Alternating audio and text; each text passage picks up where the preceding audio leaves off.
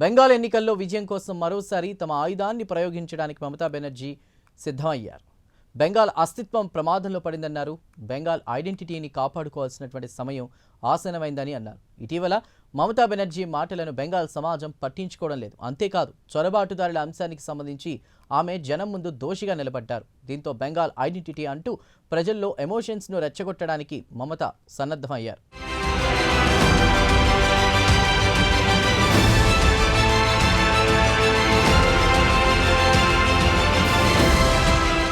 ఇటీవల కాలంలో బెంగాల్ ముఖ్యమంత్రి మమతా బెనర్జీకి వరుస షాకులు తగులుతున్నాయి. దాదాపు 15 సంవత్సరాలుగా ఆమె ఆడింది ఆటగా, పాడింది పాటగా సాగింది. మమత ఏం చెప్పినా ప్రజలు నమ్మరు. ఆమెను 100% విశ్వసించరు. అయితే 2026 ఎన్నికల సమయానికి బెంగాల్ పరిస్థితులు మారిపోయాయి. మమతా బెనర్జీని ప్రజలు విశ్వసించలేని పరిస్థితులు నెలకొన్నాయి. తాజాగా ఆమె ఎన్నికల ప్రచార సభలో మాట్లాడుతూ బెంగాల్ అస్తిత్వం ప్రమాదంలో పడిందన్నారు. బెంగాల్ ఐడెంటిటీని కాపాడుకోవాల్సిన సమయం ఆసన్నమైందన్నారు. కాగా బెంగాల్ ఐడెంటిటీ అనేది మమతా బెనర్జీ అమ్ముల పొదిలో పాత ఆయుధం.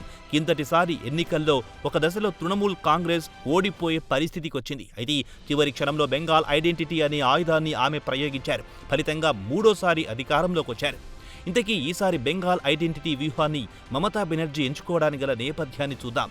వందే మాతరం గీతంపై కొన్ని నెలల కిందట పార్లమెంట్లో చర్చ జరిగిన సంగతి అందరికీ తెలిసింది. కాగా వందే మాతరం చర్చను లోక్సభలో ఏకంగా ప్రధాని నరేంద్ర మోదీ ప్రారంభించారు. ఈ సందర్భంగా బెంగాల్ దిగ్గజం వందే మాతరం గీతం రచయిత బంకిం చంద్ర చటర్జీని ఆయన బంకిం దాదా అని సంబోధించారు. అయితే బెంగాల్లో దాదా అంటే సోదరుడని అర్థం. ప్రధాని నరేంద్ర మోదీ స్వతహాగా గుజరాతీ కాబట్టి ఈ విషయం ఆయనకు తెలియకపోవచ్చు. ఇందులో దురుద్దేశం కూడా ఉండదు.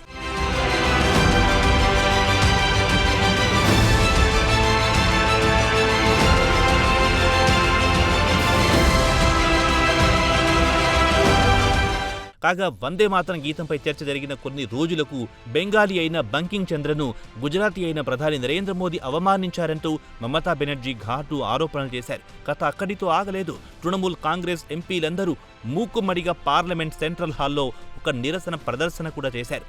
ఇదిలా ఉంటే ఎన్నికల వేళ బెంగాల్లోకి కేంద్ర బలగాలు ఎంట్రీ ఇచ్చాయి. పెద్ద ఎత్తున తనిఖీలు చేస్తున్నాయి. అనుమానం వచ్చిన ప్రతి వాహనాన్ని ఆపి సోదాలు జరుపుతున్నారు. కాగా అనేక చోట్ల ఈ సోదాల్లో నోట్ల కట్టలు బయటపడుతున్నట్టు సమాచారం. కాగా సర్ ప్రక్రియ అమలు అనే అంశాన్ని ఆయుధంగా చేసుకుని కొంతకాలంగా కేంద్రంపై ఆమె పోరాటం చేస్తున్నారు. అదే సర్ ప్రక్రియ అనే ఒక ఆయుధమే లేకపోతే కేంద్రంపై లడాయి చేయడానికి మమతా బెనర్జీ దగ్గర ఈ అంశం ఉండేది కాదంటున్నారు రాజకీయ పరిశీలకులు. అయితే మమతా బెనర్జీ అభ్యంతరాలను బెంగాల్ ఓటర్లు పట్టించుకోకపోవడం భారతీయ జనతా పార్టీకి ఊరట కలిగిస్తోంది.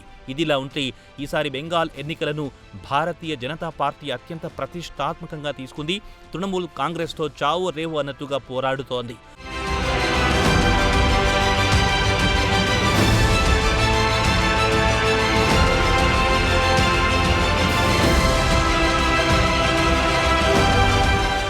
పదిహేను సంవత్సరాలుగా అధికారంలో ఉన్న మమతా బెనర్జీకి ఈసారి ఎలాగైనా కుర్చీని దించేయాలని కమలం పార్టీ గట్టి పట్టుదలతో ఉంది. ఇందులో భాగంగా అనేక వ్యూహాలు పన్నింది. మమతా బెనర్జీకి ధీటుగా కొత్త ఎత్తుగడలు వేస్తోంది. ఇందులో భాగంగా ఇటీవల ఉత్తరప్రదేశ్ ఫార్ములాకు పెద్దపీట వేసింది. 2021 ఉత్తరప్రదేశ్ అసెంబ్లీ ఎన్నికల్లో విజయం సాధించడానికి కమలం పార్టీ ఒక పక్కా ఫార్ములాను అనుసరించింది. ఇదే ఉత్తరప్రదేశ్ ఫార్ములాగా బీజేపీ వర్గాల్లో పాపులర్ అయ్యింది. యూపీ ఫార్ములాలో భాగంగా ఆధ్యాత్మిక వాదులకు టికెట్ ఇచ్చి అసెంబ్లీ ఎన్నికల బరిలో నిలుపుతారు. ఎక్కువగా స్వామీజీలు, వివిధ మతాధిపతులను బీజేపీ క్యాండిడేట్లుగా ఎన్నికల బరిలో దింపుతారు. అలాగే చొరబాటుదారుల అంశం కూడా మమతా బెనర్జీకి మైనస్ పాయింట్గా మారింది. చొరబాటుదారులకు మమతా బెనర్జీ సర్కార్ అండగా ఉంటోందని కేంద్ర హోంమంత్రి అమిత్ షా ఘాటు ఆరోపణలు చేశారు. కాగా ఇదే అంశంపై బెంగాల్ వాసుల్లో కూడా మార్పు కనిపిస్తోంది. మమతా బెనర్జీ విధానాల ఫలితంగా తాము నష్టపోతున్నట్లు బెంగాల్ వాసులు భావిస్తున్నారు. కాగా పశ్చిమ బెంగాల్లో భారతీయ జనతా పార్టీ ఇటీవల కాలంలో ఓటు బ్యాంకును గణనీయంగా పెంచుకుంది. 2016 అసెంబ్లీ ఎన్నికల్లో కమలం పార్టీకే 3 సెగ్మెంట్లు దక్కాయి. ఆ తర్వాత 2021 ఎన్నికల నాటికి 77 అసెంబ్లీ సీట్లను దక్కించుకుంది. కాగా 2026 వచ్చే నాటికి ఏకంగా తృణమూల్ కాంగ్రెస్ను సవాల్ చేసే స్థాయికి భారతీయ జనతా పార్టీ ఎదిగింది. అయితే ఇదంతా రాత్రికి రాత్రి జరిగిన తంతు కాదు.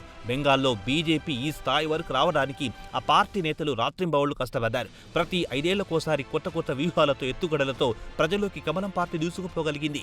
ఏదేమైనా అసెంబ్లీ ఎన్నికల్లో ప్రజలను రెచ్చగొట్టడానికి బెంగాల్ అస్తిత్వం అనే ఓ ఆయుధాన్ని మమతా బెనర్జీ దొరకబుచ్చుకున్నారు.